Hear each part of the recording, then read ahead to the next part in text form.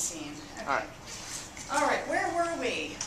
Marine science? You were explaining about marine science? Yeah, how I ended up at Jacksonville University. Right. And marine science was a big factor in that. Also, Mercer's was Division II lacrosse program, and this is Division I. Division I, okay. Yeah, so you have a scholarship, Yes, ma'am. athletic scholarship. Yes. Why marine science? I've always been interested in education. Marine science was something that caught my eye at an early age.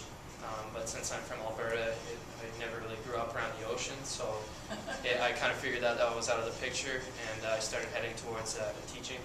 I wanted to be a teacher. That was the plan until I committed to Jacksonville University. I've always been fascinated with the ocean. There's not much that we really know about the ocean, so I thought that was interesting. And once I heard that Jacksonville had a great marine science program, I figured why not follow my passion and go to Jacksonville. So what do you want to do when you finish your marine science degree? I'd like to travel and work in the field a lot, work with conservation and stuff like that, but in the long run I'd like to go into environmental consulting in the oil business. Where I'm from is big in the oil industry, and everything seems to be going more environmental in that industry, and I think that if there's something that I can do in that industry, I don't see the oil industry going away anytime soon. So whatever I can do to help it, I'd like to do that. So environmental consulting in the sense of addressing potential impacts of either the industry or the energy industry in general. It doesn't necessarily have to be the oil industry. Exactly. Obviously, Alberta might not be the place to do marine environmental consulting. Yeah. But are you wedded to going back home or somewhere in Canada, or or does it matter? There's the main offices of these oil industries is in Calgary, Alberta. Okay. So that's where I'd probably be working out of. That's probably where I'd have an office, but a lot of it would be traveling, so flying out a lot during the week and being back on the weekends, or staying out there for a few weeks, it depends, as I work my way through the business. Okay, all right. How is this internship going to help you achieve those goals? I've been kind of caught in a crossroads of whether I want to go environmental consulting or the conservation direction. So I figured that I've always had a passion for jellyfish, so I figured that this would be a great way to get experience with that and help me make my decision. Okay, so right now you're thinking environmental consulting, but this might be the tipper. Yeah. Conservation. Environmental consulting is probably the more lucrative financial career, so it's really going to depend on whether or not your heart is in conservation. It's not that you can't make a living at it, it's just you're probably not going to make as much money as if you're an environmental consultant. It's just sort of the way it goes, right? So, have you been to the Vancouver Aquarium before? No, I haven't. Okay, all right. Clearly, like most, you've been to other big aquaria? Not other big ones. I've just been to zoos and seen little aquarium exhibits. Okay, all right. It might be a good idea if you got a chance to look at a big aquarium, just so you get the idea. But most big aquariums, and Vancouver's aquarium in particular, have very specific habitat set up. So Vancouver Aquarium deals a lot with the habitats that we find in the Pacific Northwest, offshore of Vancouver. They have the Seattle Aquarium, obviously, is in Seattle. Vancouver Aquarium is actually bigger, much bigger than the Seattle Aquarium, and has clearly some of the marine mammal exhibits, but also has exhibits that deal with specific habitats associated with the Pacific Northwest and with the West Coast of North America. So kelp forest, habitats, etc. Jellyfish in particular are an interesting group because we find them all over the world, but they're different species all over the world. They're planktonic, but they're big, right? And people automatically assume that they are bad for you, but they aren't necessarily. They're part of the ecosystem. So, and as well as being an object of marine biotechnology research, their nervous system is part of a big research project. And there are scientists at the Vancouver Aquarium who participate in that as well. So there are lots of things that you could potentially do in addition to just working in the exhibit and the conservation.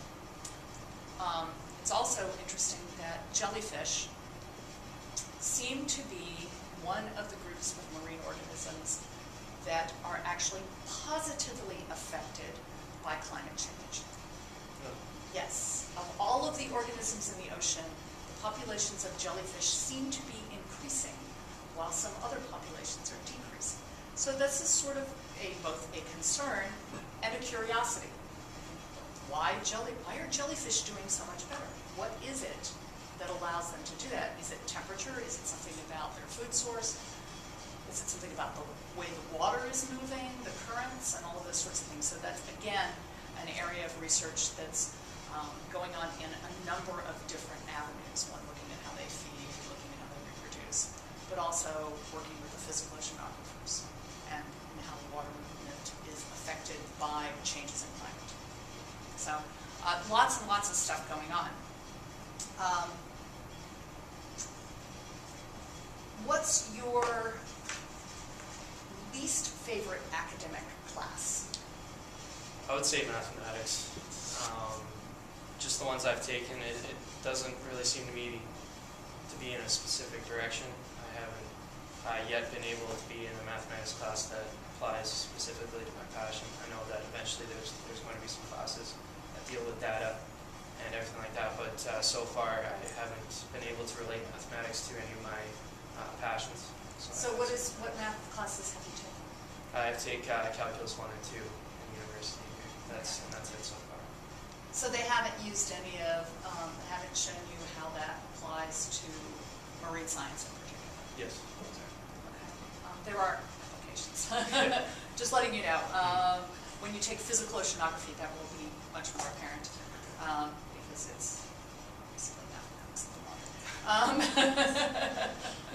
How water moves, and the only way to deal with that is to do it mathematically. Physics as well. Yeah. It's very mathematical. And you haven't taken physics yet? Not yet. Are you a sophomore? Yes, ma'am. Okay. So what have you taken at this point, besides the 2 calculus classes? So far I've taken one introductory course to marine science. Okay. Basic marine science introductory course. I've taken general chemistry 1 and 2.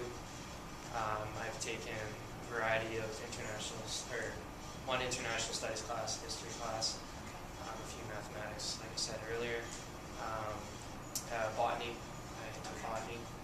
I'm taking an art class right now, which is interesting. It's a little bit out of my comfort zone, but Which art class? Is it's intro to art. It's actually is it an art history class or is it a drawing class? drawing. Drawing. Okay.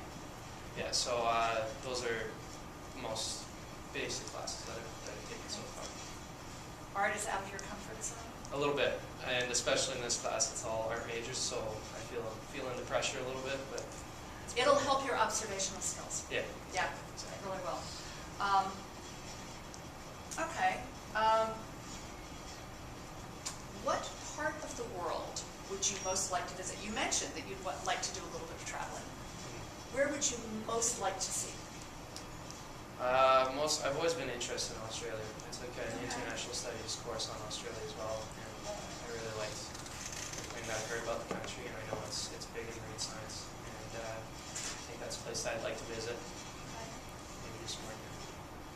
Are you interested in coral reefs or? I know they got a great coral reefs. Yeah, I- absolutely. Exactly. Yeah, I haven't particularly know specifically what I want to go into yet, since I'm really new to the marine science aspect of things. I'm still trying to figure out in what particular section I'd like to go into. Okay. What else about your background should I know? That I do have a background or experience with animals. I've never done a volunteer or a paid work with animals, but I grew up on a ranch, so I've dealt with horses, pigs, cattle, dogs, cats. And I've also, in my introductory to marine science course, we took care of an aquarium. We were assigned groups, so we had to take the temperature, salinity, pH levels, nitrate, and nitrite levels, and maintain that throughout the semester in the lab. Did your animals in your aquarium survive? Most of them. Most of them? Most of them. A lot of them in a lot of the aquariums, some were dying for different reasons. Some were getting eaten by the other ones. So. Oh, that's not good. No. Putting the wrong animals together in the aquarium. Yeah, Exactly. you learn all about that at the aquarium. We don't do that. Yes. Yeah, the guests don't like to see one animal No. eating the other. It's not Scare the children. good. Yeah, it's just not good. Well, that's interesting. Did you like doing the aquarium? I did. Yeah, it was neat. It was something new that I haven't done. Important thing to learn, particularly since it was a saltwater aquarium. Exactly. Yes. Did you use natural saltwater, or did you have to make up artificial? Natural saltwater. Yeah, and of course at the Vancouver Aquarium we use natural saltwater because we are right there. There are aquaria around that use artificial saltwater, instant ocean. Yeah. My husband thinks it's the most hysterical thing ever. Instant ocean, just add water. But that's what it is. It's sea salt and you add water to it. It is what it is. Sometimes you can't truck in 800 gallons of seawater. Okay, I'm going to ask a rather silly question, but I'm going to ask it anyway. Books or movies? Movies. Why? I've always been a movie buff. I find it more interesting. I'm an athlete, so I like more movement and things like that. I respond better to movement. Okay. And when I watch a movie, the picture's better in my head. I can visualize easier. I do enjoy books, but I never usually have time to read. I'm usually playing lacrosse or working or going to school and reading the books that they need us to read in class. So what was the last book you read for pleasure? Because I know you read a lot of stuff because you have to, so. Yeah, I read The Hunger Games. Okay, did you like it? It was good, but I saw the movie before I read the book, so it was basically like watching the movie in my head in slow motion. So. Okay, so since you saw the movie first and then read the book, most people do it the other way around. I couldn't resist the temptation to go see the movie. So. Okay. Did you think that the movie was a good representation of the book? I did. Okay. Fairly faithful? I'd say so. I thought it was pretty accurate. So I mean, sometimes you just have to cut things out of the book. Right. I mean, usually the people who read the books and read the books first and loved them when they go to see the movies have. Always. There's always something they're going to criticize about the movie, right? Yeah. All right. Anything you need to ask me? I was curious. Do you normally stay in contact with your interns after they leave after the summer? You know, it really does depend on the interns. Certainly we're willing to. All right. If you form a connection with the folks who are your direct supervisors on the projects that you work on, I would highly encourage you to stay in contact with them. They can be excellent mentors. So there's certainly nothing wrong with staying in contact with them. Sometimes the interns don't want to do that. They decide that's not for them and they want to move on and do other things and don't stay in touch. But certainly we'd like to know what our interns are doing if they're willing to let us know. Okay. Okay. Anything else? No, that's it. All right. Well, thank you so much for your time, and I wish you a lot of luck. Appreciate it. Thank you. Bye.